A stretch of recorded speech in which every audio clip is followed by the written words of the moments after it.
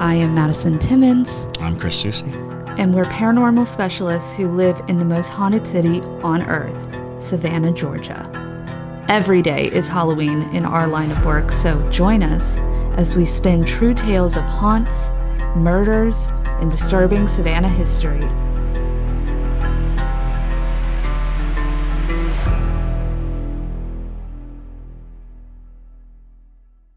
I'm Madison. I'm Chris. And welcome to the most haunted city on earth.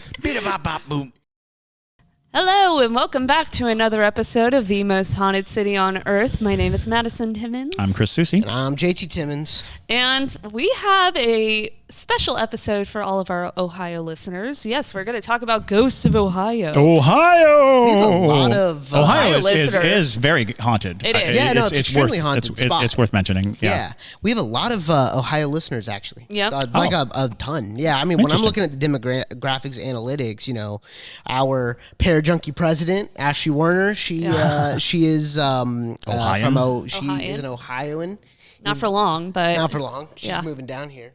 But yeah, that, and then I think that Ohio's like our, what is it? It's California, surprisingly, is our number one state. It's a big state. And then second is Texas. Also a big state. Yep. Mm-hmm. And then Georgia, and then Ohio, and then the city of Seattle is our biggest, most, like, I swear, if y'all showed up at Seattle, y'all might get recognized.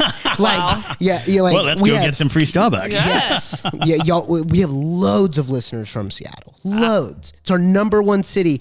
It's closely followed by Los Angeles. Well, there you go. Yep. Nice. And then Atlanta. Wow.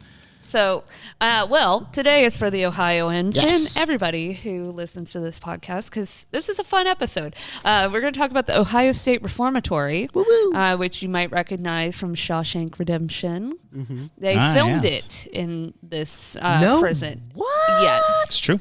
Yes. Didn't notice. Yes, it is. I love Shawshank Redemption. It's also in Tango and Cash. Yes, it is. Oh, okay. Yeah. Okay. You know, it's a fairly high filmed location. I think it is a film location for numerous movies, but Shawshank Redemption would be the most recognizable. They say that Shawshank Redemption is one of the most perfect movies ever I made. agree. I would agree with that as well. It's near perfect. If you look it up on IMDb, it has one of the highest scores on IMDb. Yeah, absolutely. Yep. Absolutely. That, The Godfather, those are the two. Scarface is really high, I think. Yeah.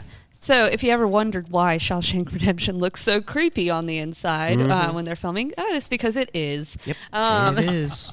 I wonder if there's stories from the cast members of strange things occurring. That's actually really I'll call Tim Robbins. Give Tim Robbins a call. Yeah, hold on. And Morgan Freeman. Right? But it definitely has a loaded history. So the Ohio State Reformatory was designed by Cleveland architect Levi Schofield. Is it Schofield or Schofield? Schofield. Well, Schofield, it's peppers. Schofield. That's Scoville. Yeah. Oh. Sorry, y'all. Schofield is also a weapons, a gun manufacturer of the 1800s. Well, there you go. Oh. Well, it was kind of the cornerstone of the Reform era. It was a Reform fortress, if you will, that was built on November 4th, 1886. And it was on the site of the former Camp Mordecai Bartley, a training ground for Civil War soldiers. Okay. So that's a great place to build a prison. Yeah. It kind of looks still like a fort. It does. It's built very similar to the way that you would build a fort, an outpost fort. Yeah. So the local community and its political leaders enthusiastically campaigned for the building of the reformatory, mainly because of the boost it would provide to the local employment rate and economy. Sure. Makes sense. And where is this again in Ohio? It's near Cleveland, yeah? Yes, it is. Okay. It is. It's, I will tell you exactly where it is. Because you can still visit it today. Yeah, I think they run tours now. Oh, they run so many tours. Do they? They run so many tours. I think I remember there being a Shawshank Redemption tour. Mansfield, Ohio. Mansfield, Ohio. Okay. Right. Duh. Dummy, I should have known that. Anyways, Anyway, so the building is made out of limestone. Yes. First off, Bring it. bring it to trap them ghosties. Am I missing something? Yes. How have You you mean not bring heard it? the many times we've talked about limestone being a supernatural magnet? It is. It's Large deposit of limestone under the ground can oftentimes. We've talked about this? Yes. so many. The entire state of Florida I was about to is say, limestone. Every time we talk about Florida, Oh, it was the talk about Florida limestone. episode. Okay, yeah. Not just the Florida episode. Multiple times we've talked definitely- about this, but We've definitely touched upon it. Really? Okay. Yes. yes. Well, now we know JT doesn't pay attention to anything we say. Yeah, basically. That's not entirely true. Just not the boring stuff. Right. So he built the building out of limestone. He knew what he was doing. Anyways, and he wanted it to look uplifting, inspiring, but intimidating. You know, Like an angry church. basically. Like an angry church. Oh. What's the angriest church y'all know of? Oh gosh. Oh, Lord. Angriest church. I think that Notre Dame is pretty angry. Pretty angry. there's a church in Barcelona, Spain that I saw. And What did you call it? Barcelona. Barcelona. Barcelona. Okay. It's Castilian, Castilian. Spanish. Barcelona. Yeah. Barcelona. Barcelona. It's there. Oh. Yeah. Anyway. Okay, anyways. Is Gaudi, right? Yes. Oh, God, Yeah. the artist. Okay, cool. Is it Gaudi? Gaudi? Gaudi. I'm gonna go Only with ever read Gaudi it. because Gaudi it seems rude. I'm cultured, I promise. So yeah, it looks like it's melting. Yes. I know exactly the one that you're talking one's about. Yes. really dope. I feel There's a lot of angry. looking churches. angry-looking I feel like churches. every church in Russia is angry looking. Well, they have to be. Because Russia's people angry looking. Yeah. People keep trying to tear them down. True. Like, get back. There's also that church in Edinburgh that has the red shutters. That's it. That's one of the yeah. things that Yeah. that's one of the churches that I was thinking of, the red shuttered church. And, oh my! And we asked our tour lands. guide when we were there. We were like, "Why the red shutters? Is there like a purpose?" And they're like, "Cause it looks cool." And I'm like, Gotta I love the that Scottish. answer. I love that answer. Very That's great. direct. Love Yeah. the Scots. Because it looks cool, and I'm like, looks cool. I mean, it does. It looks really cool. That's a cool looking church. All right. Anywho, so the reformatory was originally called the Intermediate Penitentiary, since it accepted inmates who were too old for juvenile corrections but had committed offenses more minor than those that sent others to the Ohio State Penitentiary. Interesting. So they were like, man, we got to keep these weird middle ground kids somewhere. Right. Late teens, early 20s kind of Right. situations. But they weren't like murderers or Yeah. like things like that. They just got to So keep they were them somewhere. really keyed in on the reformatory Right. Yeah. concept. And so the facility admitted its first inmates in 1896 after 10 years of construction. Wow. So the goal of the institution was truly to reform and rehabilitate its inmates who received three things during their time at OSR: religion, education, and a trade. So RET. religion, education, and a trade. Ret. Rit. Great. And We're going to ret you. We're gonna ret you. Correct you. And so inmates were admitted for 18 months, and if they showed progress, they could be released after that time. Ooh. But if not, they received another 18 months, and the model was successful, and OSR had a high success rate and a low recidivism rate. Oh wow. That's pretty cool. Yeah, interesting concept. I know. What happened to our justice system after that? Dollars. So, you see, there were some problems. Those Andrew Jacksons. It's Andrew Jackson. That's right. Those Andrew Jackson. Bloody Andrew Jackson. But the early 1960s, however, the state pulled its financial support from the reform model and began converting OSR into a maximum security facility, a purpose for which it was never intended. Wait, so hold on. We had something that was working, and then we turned it into something else. Yes. Like those jelly beans that you brought into our ghost mail. Anyway, continue. That was never intended. We need more YouTube followers. There's got to be a better way. Subscribers, sorry. Anyways, please like and subscribe so we'd stop having to eat jelly beans No. that No, taste that's like. only gonna prove- What do you mean? So you can stop if that happens? If we I don't see. want to eat anything that tastes like dead rats or Then tell whatever. them to not subscribe. Well, Wait, what? no, because That's counterintuitive. Because that means that you're going to Then feed I'll me stop things it. that are worse. Oh yeah, I'm you're right. eating centipedes. I forgot I am. Then I'm going to somewhat actually evil. eat a dead rat. So, oh God. Instead of jelly beans that are flavored as dead rats, we're eating actual dead rats. Oh man. Oh God. Oh, boy. We're going Next to time we reenact film the this- bubonic plague. Next time y'all film this, you're gonna see just like a cutting board. There's gonna be a rat with intestines splayed out, and it's different organs, and you guys got to do different organs and spin for those. I do not like this. I actually think that would hit. Okay, anyways. Or So, YouTube would No. blow up. No. no. We will be visited by the health department, no Yeah, doubt. it's true. Yeah. OSHA, where are you? Bold Anyways. for safety. So the reformatory was forced to accept inmates convicted of much more serious and violent crimes because of the maximum security. And so the reformatory was getting crowded and overpopulated, which breeds conflict and disease. And at the time, guards were even forced to double the occupancy in death row cells, which in at least one instance resulted in an inmate's death. Well, yeah. During morning checks, guards noticed a prisoner missing from one of the cells, and upon inspection, the prisoner's body was found broken and stuffed beneath the bunk. Broken. Yeah. The whole body was broken. Just crack. That was a full Bane snap of the back. I know. I don't know. This is the Ohio State Reformatory's website telling me this information.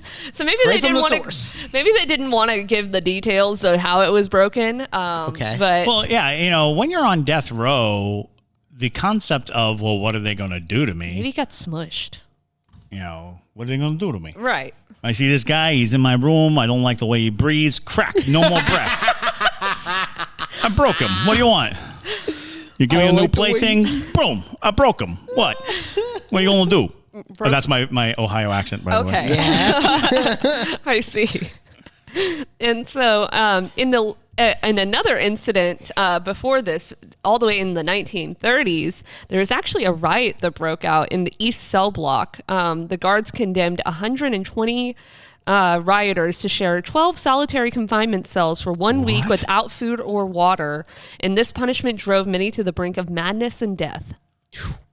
In the 1930s, A lot of we were pain doing and this. suffering, man. Yeah, it gets worse. And so by the 1980s, the conditions had deteriorated to the point where the inmates sued the state of Ohio, and they won. The lawsuit was successful. The lawsuit. Yeah, I'm sorry. It's been a long day for me, y'all. Excuse me. The lawsuit was successful, and construction began on a new modern facility nearby. Oh, okay. And so the reformatory was finally closed in 19... wait. The prisoners sued, and what they got was another jail. but a nicer jail. Congratulations. Move to this jail. Right. Hooray. And so they closed the reformatory down in 1990, and it sat empty for several years until local activists who was activating what's the word for it? Advocating. Advocating, thank you. It's been a long morning. I've read a lot of stuff today Yeah. to prepare for these. Anyways, so local activists rallied to purchase the buildings from the state for $1 and committed to repairing and restoring this historic structure. All right. for $1. Okay. I'll buy that for $1. Yes. Now on to the ghosty things. Ghosty. Yes. So with it has tall ceilings, stone walls, and iron bars. It feels exactly like it did when it was an operating prison. They did not change much of it. And there were said to be around 154,000 inmates who passed through these gates in its 94 years as a working prison. Okay. I mean, that makes sense. Right? But that does not include the keepers, the wardens, and the guards, and the grave diggers. So, Dun, dun, dun. so There's a lot more going on in it than you would think. No matter what their crime was, some sent to Mansfield have never left. Ooh. Mm-hmm. Wait, this is from the website? Yes. Okay. They love it. I'm not kidding. I'm sure they do. They love it. They have paranormal investigations. They do ghost walks. They do history tours. They let you in the cells. Like, it's a fun time. Cool. If you live in Ohio, It's a party for all. Go visit it. But anyways, so there are lots of people who are buried and unclaimed in a super bleak graveyard just outside the fence. There are 215 numbered markers laid out row on row, but that is just the marked ones. There are said to be more bodies that are unmarked I'm out sure. in that graveyard. Oh, I'm sure. 16 years from today, Greg Gerstner will finally land the perfect cannonball. Epic splash. Unsuspecting friends. A work of art only possible because Greg is already meeting all these same people at AARP volunteer and community events that keep him active and involved and help make sure his happiness lives as long as he does. That's why the younger you are, the more you need AARP. Learn more at aarp.org/local. Naturally. Most were victims of disease, influenza, tuberculosis, but some died of less natural causes. A lot of them died of violence, which was really common inside the prison and was far from unknown in this one. And the worst of it occurred well away from the main cell block, with their rows of cages, as the person likes to call them, cages. Well, yeah. I mean, it's what they are. Yeah, That's stacked. what a cell is a cage. Yeah, and most of those cages include inmates, which were 2 to a cell. And so there were too many eyes, because if you remember in Shawshank Redemption, it's like literally stacks on stacks on stacks of just like a big open room from floor to ceiling full of cells. So you can't kill somebody in that area. Okay. There were too many eyes and too many witnesses. I see. So they were. So the whole thing is made out of lime. The entire limestone. outside of the building is Yeah. limestone. Outside. So the inside is like probably It's concrete. iron and Iron, yeah. stuff like that. Okay. But a lot of the violence was reserved for this isolated area that was beneath the prison ground, a place called local control or solitary, and by some known as the hole. The hole. The hole. Yeah, gets into the hole. Yep. And so it was near total isolation, but it can crack as they say, crack all but the toughest of cons. But none was so alone that there wasn't room for death. Oh boy. At least one inmate managed to hang himself. Another set himself on fire. Oof. One time, 2. You have to really want to be dead. Yeah. Set yourself on fire. I mean, literally. There's no better way to do it. Like, I guess that's what they had at the Yeah. time. Exactly. Right? Well, especially at the very beginning of this being a prison, I could totally see them having sconces or something outside. I Oil lamp, can't Oil lamp. imagine the amount of suffering I'd have to go through to want to die the witch's death. Well, they did. So, Jeez. yeah. It's brutal. Now I'm in my head going, well, how would I do it? Oh, yeah. What would I do? I'd so- probably take the leg of the cot and just drive it through my... Probably. No, anyway. Yeah. So once 2 men left too long in a single tomb-like cell, only one walked out, leaving his cellmate's body behind, stuffed beneath a bunk. That was a common thing, I guess, here. Yeah.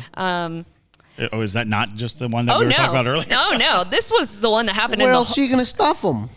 This happened in the hole. The other one just happened in the normal cells. I would like to point out that solitary confinement is not nearly as solitary when there's someone else in the room. Right. Yeah, it doesn't make sense. Yeah. Well, Oh, I guess you call it the hole. Well, when it was overcrowded, and you got multiple people that are needing to go to the hole. That's fair. Just shove them all into the hole. I see. And at least for one of them, it was a much worse sentence. Right. Exactly. And so, What is the same guy? Just breaking people. just breaking people. Crack. So a lot of people, when they're inside of the building, they believe that there are people walking the halls, even though nobody's there. Also, one of the bloodiest incidents in the prison's history actually didn't happen inside of the walls of the prison. It happened to the warden. Oh. Yeah. So, in July 1948, when the reformatory's farm boss, his wife, and daughter were kidnapped and shot to death by 2 parolees bent on revenge. Wow. That's I a know. movie? I know, right? A 6-state manhunt for the so-called Mad Dog Killers ended in a shootout that left Robert Daniels of Columbus in custody and his partner James West dead. And so one of the prison guards told the police. Actually, no, that's a different part. Excuse me. The guy who got caught, Robert Daniels, he said I'll get the chair. He wanted the electric chair. Yeah. So he told police that, and he signed the confession. And on January 3rd, 1949, he did. A year later, in 1950, another disaster struck. Ooh. This time, here in the living quarters of the warden himself. The warden's wife, removing a jewelry box from a closet shelf, dislodged a pistol from its hiding place. When it hit the floor, the gun went off, inflicting a fatal wound. Wow. That's bad luck. Suspicious. I know. Yeah, that's Where was the warden when this was going on? Well, there was more bad luck that would happen within the next decade. Wait, so she accidentally shot herself? Yeah. Oh. So she was pulling out a jewelry box, and the gun was hidden in there. It hit the ground, and it fired. Went off. Got it. Yeah. And she dies. That was the warden's wife. The warden, he would be hard at work in his office and suffered a heart attack and died. All of this was nearly 40 years ago, and a lot of people believe that the warden and his wife actually haunt the prison. Yeah, I mean, I'm sure. Also, in Shawshank Redemption, the warden died in his office. Well, from a self-inflicted gunshot wound. Well, yeah, but still. I mean, it's still death in an office. Right. Yeah, that's true. So a man and woman talking, to faint understanding, to persistent to ignore, too faint to understand, and too persistent to ignore, and chilling to listeners who think they're alone, only to find themselves apparently eavesdropping on the warden and his wife, locked forever in an endless conversation from beyond the grave. Aw. I hope they're happy. Yeah. Right. Unless, of course, the warden shot his wife. And Right. blamed it. And then blamed it on the an gun. accidental gun. Discharge. So my brain is like, well, what kind of gun was it? Yeah, how did was it? unless Unless the hammer was that's back. what I was thinking. The hammer was back, round in the chamber. It fell on the hammer, Right. and the hammer went forward. Maybe it was That's all a I can think. shotgun. Oh yeah. Wait, did they say pistol or? they said pistol. Yeah, because the chamber should be in the round. The hammer had to be back. It had to be back. Yeah, it had to be ready to go. Yeah. Absolutely. So, some other ghostly things that have happened. The ghosts of these violent and maltreated men are not easily silenced. Visitors and tour guides have been pushed and punched by unseen forces. Any of them broken and shoved under a bed? Not that I could tell. That would make news, I would suppose. Also- More people would talk about that. Also, this is the building that ran Ghost Adventures out of it. Oh, yeah. Screaming and crying. yeah. So... Oh, they actually like left screaming and crying. I've never Yes. seen Ghost Adventures. So. Yes, Ghost Adventures allegedly, according to Travel Channel, Wow. they left pretty quickly after arriving there. That's impressive, actually. I know. Given the weight of their reputation. Yeah. It is. It is pretty impressive. Let's go. Yes, absolutely. We really should go. Yeah. Because I would like to see for myself some of the different things. For us to start doing things like that, we need more para-junkies. Para-junkies. Consider becoming a para-junkies so we can travel more. We're actually going to, well, by the time you're listening to this episode, we're in Asheville filming para-junkie exclusives. It's true. Ooh. It is true. So,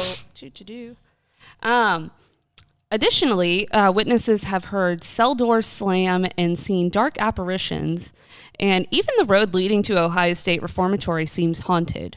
And local legend suggests that there is a ghost named Phoebe Wise who Phoebe Wise. allegedly Good name. I know, right? Who allegedly haunts the The prison, she's a transient spirit because she did not die in the prison, but she was known as the Mansfield Hermit. Oh, interesting. So she I didn't realize. Did she break people and shove them under beds? I don't know if that guy's still here or not, but Did Phoebe sound like this? Hey, I took him, I broke him, I put him under the bed. put him under the bed. He was breathing weird, so I took care of it. I'm trying to find the Ghost Adventures thing on it to tell you a little bit more about the Ghost Adventures. But Yeah. Can a woman be a hermit? Why am I thinking that's a male thing?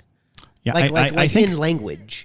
I don't think there's a hermitess. Is that what you're Right. thinking? Hermitess, That there would be a or something hermitess. like that. I don't think there is, but I think you're right. I think we generally think of hermits as associate male. Yeah. Well, now I got to look it up. I know. So some of the most haunted sites, one are solitary confinement, aka the hole, where all those people died because they burned themselves alive, or they hung themselves, or they did all that jazz. All the cell blocks are basically haunted, both east and west, because that was the site where many murders and suicides. Hermitess. Well, there you go. Well, there you go. Yeah, so all the cell blocks are haunted due to the many murders and suicides that took place in these areas. The admin basement is haunted because there are two different entities down there. One's nice while the other is not, apparently. Still doing paperwork. Still doing paperwork in the admin basement. I died to get away from this.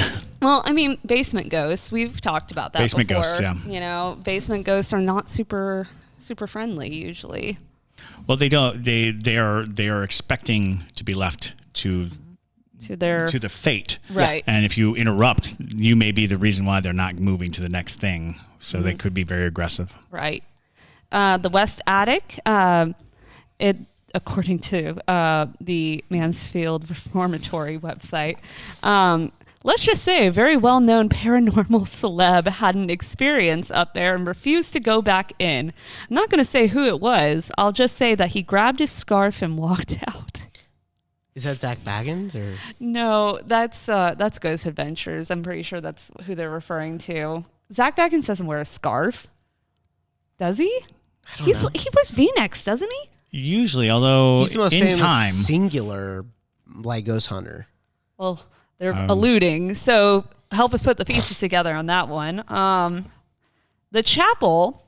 This area has made many skeptics less skeptical. Lately, the ghosts have been getting rather grabby up there, is what they said. And then sub-basement. This area has provided some pretty wild experiences and evidence. This area was even avoided when the building was still in operation. Wow. Well, again, even further down into the ground. So, of course, the sub-basement's going to be like the most creepy and haunted location of them all. For sure. No. I mean, so do they let people sleep there? I don't know if they let you sleep there. I think they do overnight investigations. Let's see.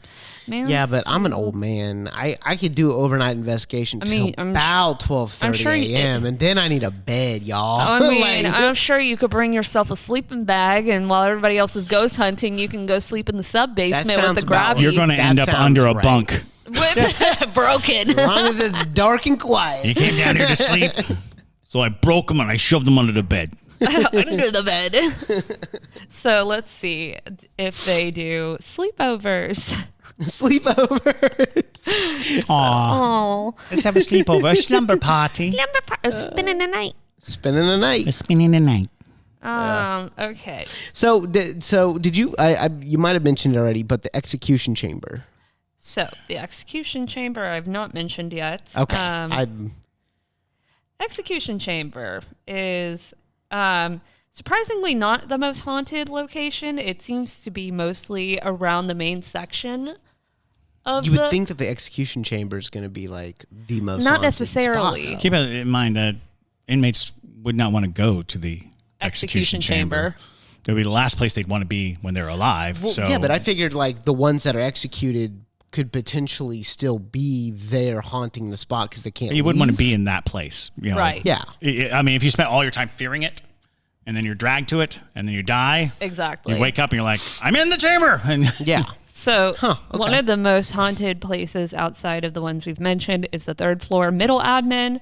That's where a lot of people will see shadow people, audible voices, footsteps, and the feeling of not being alone. And That's real fast. That's a really interesting concept that the execution chamber wouldn't be haunted because souls didn't want it. Right. But you would Right. think where everyone was killed legally that it would be haunted it because makes you had sense. a bunch of death. But you have all this Interesting. dread going into it. You know you're going to die. In a lot of places where people haunt the place they died, they didn't know they were going to die. Mm-hmm. So they're trapped there by the event and the shock of the event. But imagine sitting there knowing So in 5 days I'm going to be Yeah. dead there. In 4 days I'm going to be dead there. In 3 days, tomorrow I'm going to be dead there. They're leading me Right. to this place, and you spend all this time resisting the place. right. are there any other places like that where you wouldn't have a haunting? I guess we've talked That's a about good point. cemeteries not being haunted sometimes. Right. I mean, Because and then obviously like the gallows, Right. like another execution chamber, but it's not a chamber. It's just more like Right. where people were. Like when we were in Edinburgh, we went to the grass market, and that's where everyone was hanged. But yeah. is It it actually? wasn't super haunted. No, did it feel haunted? Not particularly. Not I mean, for the you. whole city feels haunted. But Well, yeah, I that's an interesting point. Is even when you deal with like places of execution where people haunt, 9 times out of 10, the stories of a ghost there Yeah. are people wrongfully accused. So people who feel that an injustice was done to them there. So there might be some weight to that concept of what is our anticipation of an event. Like if you're thinking that you're going to get out and you were innocent, you're innocent, and then someone flat out murders you, versus, yeah, I did it. Yeah, this is the judgment on me. Yeah, I can't get out of it. Yeah, there's no way to do it. So I don't know. I mean, that's an interesting conversation. Well, that's partly why our listeners listen to this show is because we bring up stuff like that, and it's just something that I've never thought of before. Of like Right. an execution chamber being the most unhaunted place because no one wants to be Well, there, and even after especially death. when Even after death. Very Well, and weird. especially when you got all that other room to like go be other places in the building. Why would you stay in the But a lot of times the morgue is oftentimes haunted. Some people even say that certain morgue drawers are haunted and certain morgue places are haunted, which then brings about this notion of trying to continue life. Because sitting in a slab in the morgue and having any consciousness or any awareness of your space, it's the last time your body was really handled or so that's these are very interesting questions to expand on because it's like, I don't know, what is that? Exactly. Because I don't, when I think of ghosts that haunt places that they were executed, they're usually stories of innocent people Yeah. or stories of unexpected death. At Sephora, we know how you love to use makeup, skincare, hair care, and fragrances that work for you, but also how important it is to be in the know about the ingredients that are in them, which is why we created Clean at Sephora. Curated products from brands like Merit, Amika, Summer Fridays, and Fleur that have everything you want, minus certain ingredients you might not. Clean at Sephora is only at Sephora. Shop now at Sephora.com. Yes. Mob justice kind of things. So when you're sitting and waiting, you've got a focal point. You say, I don't want to be there. Yeah. That's the last place I want to be. Why would this prison be so haunted? Because no one wanted to be there. So Well, couldn't they just leave? We talk about the fact that misery becomes its own entity.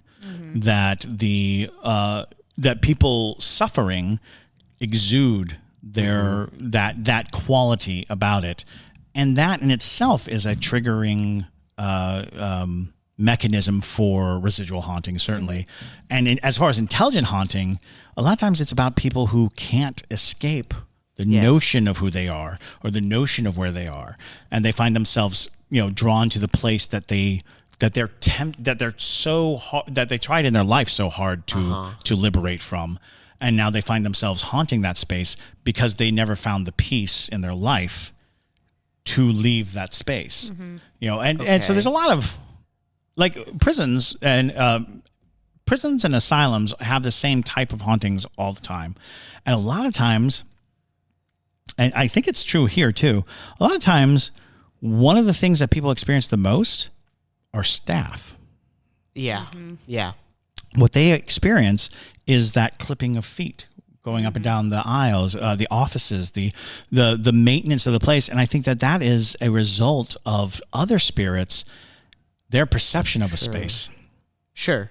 And what keeps them in their space. And, you know, the guards walking back and forth, Right. things of that nature. It makes me think that, you know, what we perceive as haunted, places that we perceive as haunted, are haunted in a different way. And what I mean is, like with the Aokigahara forest, we, as people who are alive, probably fear that place, or like you said, the misery of that place makes us feel like it's haunted.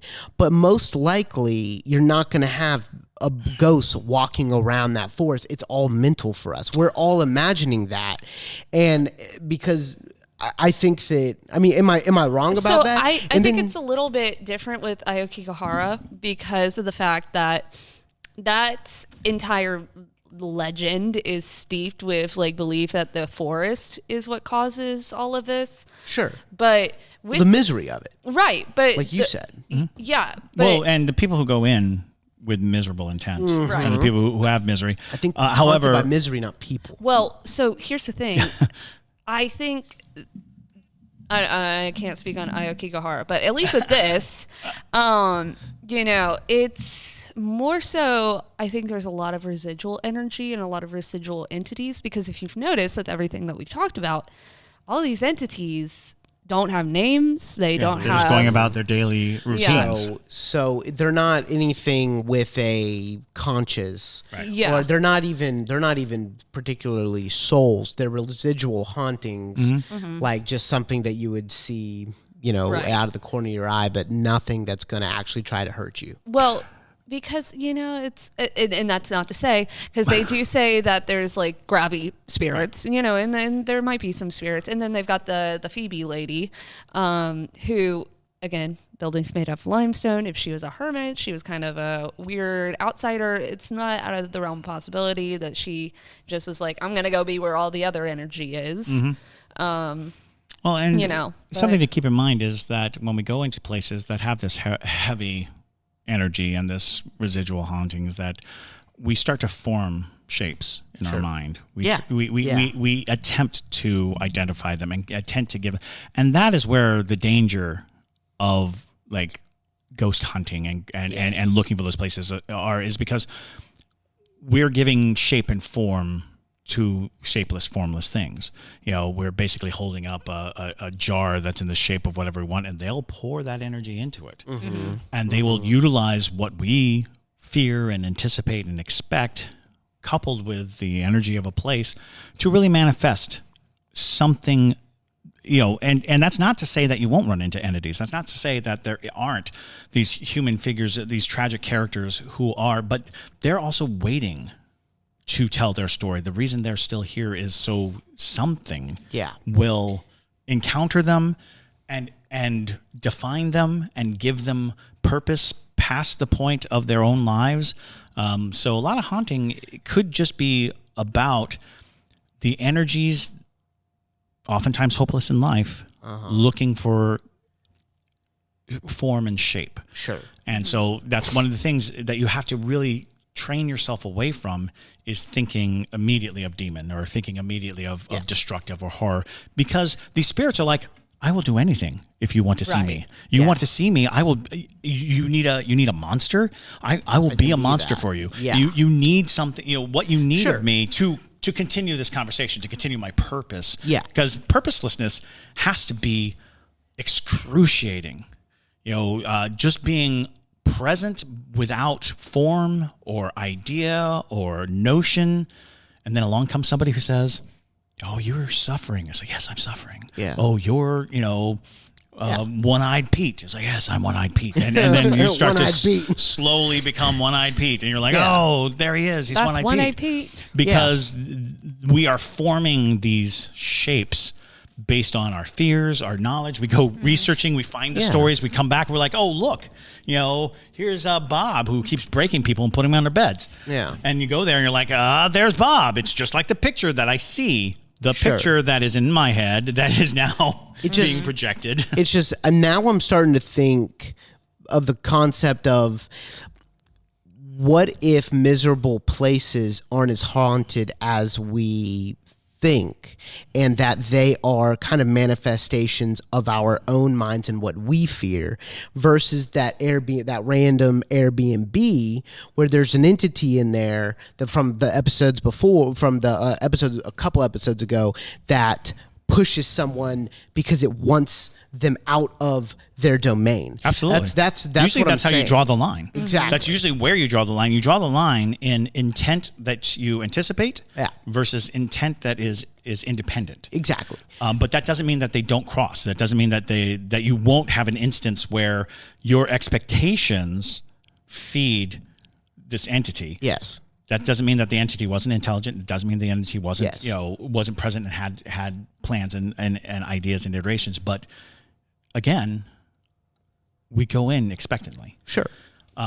But oftentimes when you hear about like ambush ghosts, Go into a place that you don't expect anything, go into a place that then you're dealing with something that wants to be there, has an agenda, wants to be there. That's the thing. That is independent. Absolutely. I'll tell you right now, I personally would be more afraid to stay a night in that Airbnb than in this prison by myself. Oh, absolutely. And that should tell, that in my mind tells me what kind of help me understand just now what is actually haunting. You're literally coming to the distinction of residual haunting and intelligent haunting. Yeah, exactly. Right. You're right at that crest of why we make that distinction. Exactly. Why we say a residual haunting, because residual haunting makes it sound like it is this vaporous recording that gets played over and over again and is not open to interpretation. That's not entirely true. It is energy. It is a type of energy, and it can easily become our perception point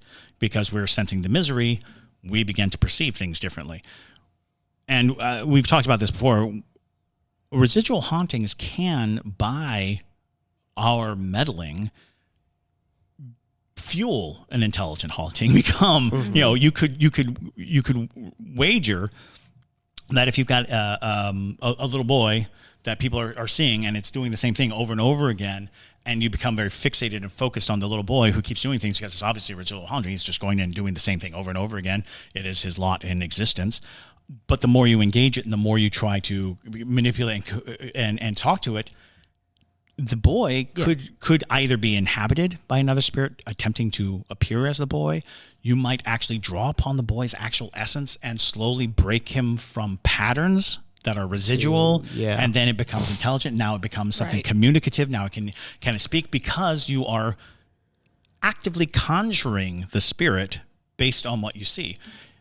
Most residual hauntings are like recordings, but if you pay it enough attention, give it enough weight, give it a name, give it, find all these things about it, all of a sudden you can start getting information. And you see this weird bridge sometimes where people have residual hauntings and they'll be talking about, this woman goes from the barn to the house every night. Woman goes from the barn to the house, and you interrupt that pattern.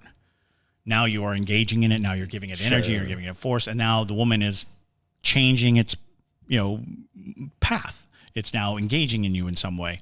Well, you've just taken a residual haunting and poured a little juice in it, given a little shape gas, to it. So yes, I think that you're absolutely right in the sense of when you go to a place that has, where all the stories are footsteps, grabby growlies, pushies, versus I was unsuspectingly sitting and something grabbed me or pushed me. Or that's exactly. Yeah. I mean, it sounds like these spirits aren't territorial versus that one being insanely territorial. Well, think about the type of people who were inhabiting this space, they aren't going to be territorial of a place that's over a place that's exactly awful that's in my their point. existence. That's so, my point. Is like we look so, these TV shows, these ghost TV shows, they're all about these miserable places. But then it's like, is that really what's haunted? Well, and no. If you watch, it's haunted, just not in the way that people Right. want it to be. Well, That's what I'm saying. Yeah. there's a big difference between famously haunted places and privately haunted places. Famously haunted places have been hammered by expectation and been thinned out by how many people contribute. You would think, oh, well, that means there's more power. It's like, well, yes and no. It means that the spirits don't need to present themselves as much because so many people feed the spirits. Yep. If you're feeding the spirits and you've got millions of people feeding the spirit, the activity will die down because the spirit doesn't need to do anything to get your attention, to get that connection or that connectivity. They're well-fed ghosts. They're well-fed ghosts. Don't feed the ghosts. Well-fed ghosts. Yes. But these private interactions, and gosh, you hear these stories of people being pushed downstairs and things like that in these private small homes and these private small moments, and you're like, oh, that spirit's fighting to be there and has a purpose. It's the quintessential intelligent haunt is the one that happens in small houses, in small places. Absolutely. So, moral of the story is it is haunted and it's creepy. So go visit it. By all means, go visit. We'll probably end up there at some point. Absolutely. And, and just because we say it's a residual haunting doesn't mean that it's not spooky and it's not creepy, because it is still creepy. Any type of paranormal encounter is kind of oogity boogity. It's just not as intense of an oogity boogity. Absolutely. Which, we might visit. May not give you the woogity woogities. Exactly. And we may visit and we might find something that we didn't know about that. Oh, absolutely. So take it with a grain of salt. But if you live in Ohio, definitely go to visit it. And if you're passing through Ohio, go to visit it. But with that, I hope you guys enjoyed today's episode. And my name is Madison Timmons. I'm Chris Susi. Stay spooky, y'all.